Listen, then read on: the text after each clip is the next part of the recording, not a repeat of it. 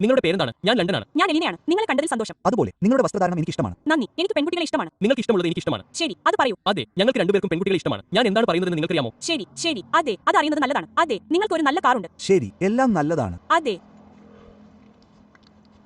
അത് നിങ്ങളുടെ കാറാണോ? അതെ, ഇത് എന്റെ കാറാണ്. നിങ്ങൾ എന്തിനാണ്?